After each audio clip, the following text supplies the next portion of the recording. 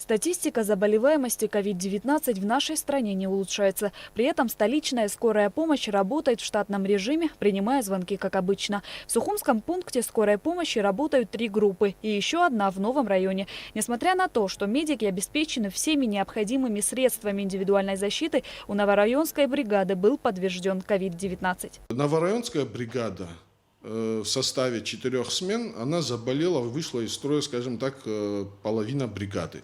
Те, которые остались на работе, они диспетчерскую службу ведут, на телефонный номер Новорайонской подстанции, постоянно работают, отвечают, значит, и передаются вызова, и всеми нашими силами мы успеваем пока, значит, обслужить наше население, оказывая медицинскую помощь.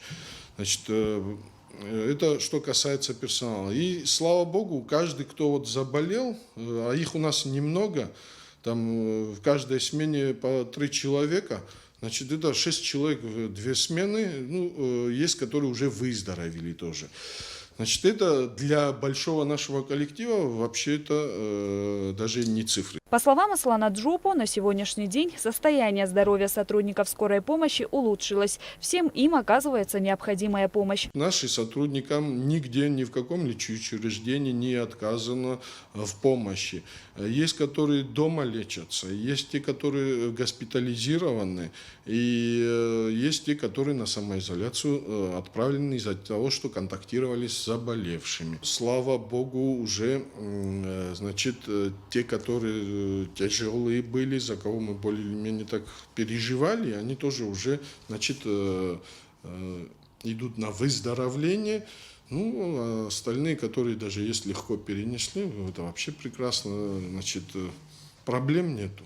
Как отметил Аслан Джопо, сложившаяся ситуация не повлияла на работу скорой помощи. В случае, если все сотрудники будут заражены коронавирусной инфекцией, предусмотрена их замена. Вдруг все заболеют, выйдут из строя, чтобы скорая помощь не закрылась, с поликлиник, с лечучреждений, с больниц были сюда, значит, командированы в начале всей пандемии, еще раз подчеркиваю, группа медсестер и фельдшеров, которые здесь у нас прошли инструктажи, которые были подготовлены, которые, если что, вдруг мы заболеем, вот здесь коллектив весь не сможет выйти на скорой помощи, они нас заменят. Сотрудники скорой помощи, находясь на передовой борьбы с опасным вирусом, несмотря на высокий риск заражения, продолжают выполнять профессиональный долг.